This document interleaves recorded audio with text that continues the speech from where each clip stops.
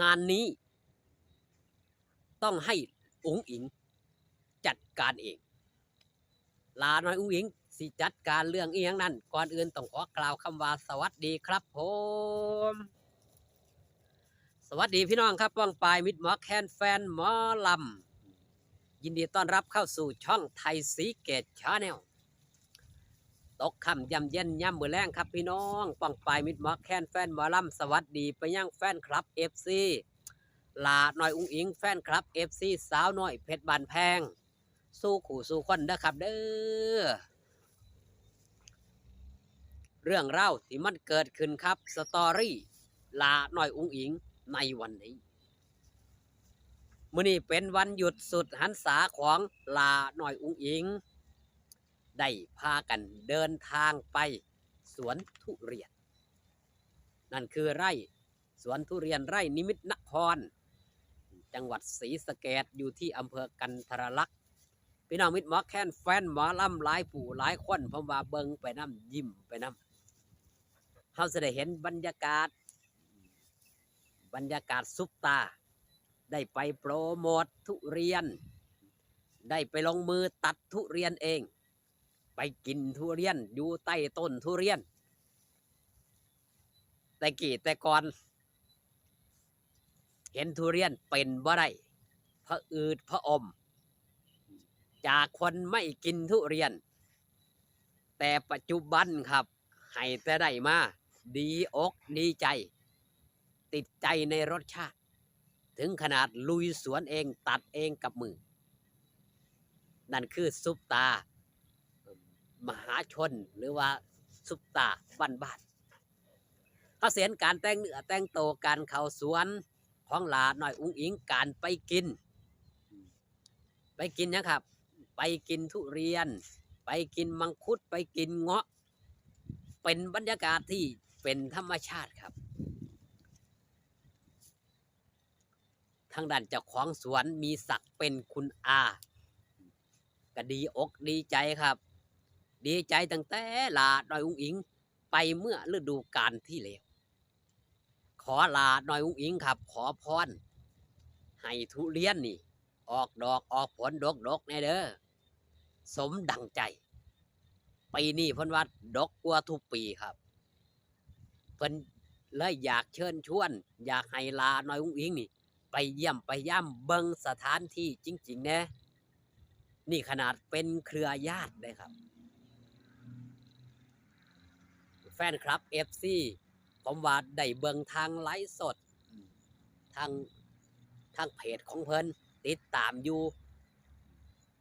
หลายผู้หลายคนครับได้เห็นของจริงของหล่าน้อยอุ๋งอิงจากสวนบรรยากาศเป็นไปด้วยความอบอุ่นเป็นไปด้วยความสุขหลาน้อยอุ๋งอิงยังได้ถามว่าขอกลับบ้านได้บ่ไปทั้งไหนก็ขอว่าสั่นแม่น้อยได้แซวเอาไปขอหอดปลาแดกคือหลาน้อยอุ๋งอิงเอ่ยปากกับผู้ใดก็บ่มีไผกล้าคัดค้านแม่นบ่ครับด้วยความเป็นซุปตาทางด้านแฟนคลับ FC ก็เป็นพ่อค้าแม่ขายเป็นทุนเดิมอยู่แล้วในเมื่อซุปตาเอ่ยปากมีหรือจะไม่ให้แต่ลาหน่อยอุ้งอิงกับว่าได้อยากได้ของพี่เอ่ยปากขอถึงขนาดนั้นครับบางสิ่งบางอย่างก็ว่าแกมหยอกทางด้านคุณอาเพิ่นก็ให้มาโดยเต็มใจอยากให้ลาหน่อยอุ้งอิงได้กินจากการที่ได้ขอพรจากลาหน่อยอุ้งอิงและประสบผลสำเร็จส่งมาให้กินอยู่เรื่อยลาหน่อยอุ้งอิงบ่ไปง่ายนำมาฝากหอดหลังเวทีเห็นบ่ครับเพื่อชักชวนให้ลาหน่อยอุ้งอิงได้ไปสิไปตั้งแต่มือก่อนนั่นนี่แต่ว่า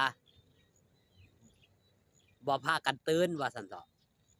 ก็เลยคลาดเคลื่อนครับบรรยากาศก็บ่เป็นใจในมือนั้นนะฝนตกถือว่ามือหยุดหลายมือลาหน่อยอุ้งอิงนอนเต็มที่ก็เลยได้พากันไป ดังภาพที่พี่น้องได้เห็นครับลาน้อยอุ้งอิงหลายผู้หลายคนมีความสุขบ่ว่าพ่อเอกบ่ว่าแม่น้อยเสียนนท์พ่ออาชิตะที่เป็นบอดี้การ์ดให้ลาน้อยอุ้งอิงติดตามลาน้อยอุ้งอิงด้วยความหักด้วยความแพงแม้แต่มังคุดพ่ออาชิตะยังนั่งได้ปอกให้ลาน้อยอุ้งอิงเพราะเราเป็นห่วงครับลาน้อยอุ้งอิงแกะบ่ได้ใส่ปากกัดโลดว่าสันนั่นคือความเป็นเด็กน้อยบ้านๆของลาน้อยอุ้งอิงครับพ่ออาชิตะเลยเป็นห่วงบางเทื่อเงาะก็ได้ปอกให้พ่ออาชิตะนี่จะเป็นคนดูแลลาน้อยอุ้งอิงในเรื่องของกินของอยากได้เป็นอย่างดีตั้งแต่แรกเริ่มเดิมที่ครับตั้งแต่มืออยู่ทางกำศรีสะเกษเนาะที่พ่ออาชิตะได้นำปลาหมึกนำอาหารทะเลไปย่างหลังเวทีนะครับแต่กี้แต่ก่อนพ่ออาชิตะจะหูจักกับพ่อยงยุทธเฮ็ดอาหารนำอาหารไปให้ก่อนจะมารู้จักอุ๋งอิงพ่อได้พบกันกับอุ๋งอิงแค่นั้นแหละครับหลงเสน่ห์ตั้งแต่บัดนั้นด้วยความหักด้วยความแพงของลาหน่อยอุ๋งอิงความรัก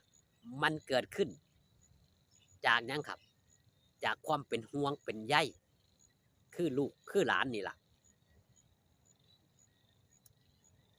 เพิ่นก็อธิบายบ่ถูกว่าเพิ่นฮักลาน้อยอุ๋งอิงแนวใดจังเพิ่นได้ติดตามเบิ่งติดตามสอดแนมคอยคุ้มกันคอยดูแลถึงขนาดนี้หลายผู้หลายคนก็เป็นเช่นเดียวกันครับมือนี้มือหยุดของลาน้อยอุ๋งอิงหลายคนเพราะว่าติดตามคลิปแน่นอนบ่ว่าจะเป็นทางเพจช่องพ่อแม่อุ๋งอิงแฟนเพจหรือว่าจะเป็นช่อง YouTube พ่อแม่อุ๋งอิงลำเพลินออฟฟิเชียลทั้งคลิปเรียวหลายคนเฝ้าติดตามเฝ้ารอคอยความเคลื่อนไหวของพ่อเอกแม่น้อยลาน้อยอุ๋งอิงนั่นคือความสุขของมิตรหมอแคนแฟนหมอลำครับลาน้อยอุ๋งอิงถือว่าเป็นศูนย์รวมแห่งความสุขเป็นศูนย์รวมแห่งยังครับแห่งความสำเร็จเป็นศูนย์รวมแห่งความโชคดีของหลายผู้หลายคน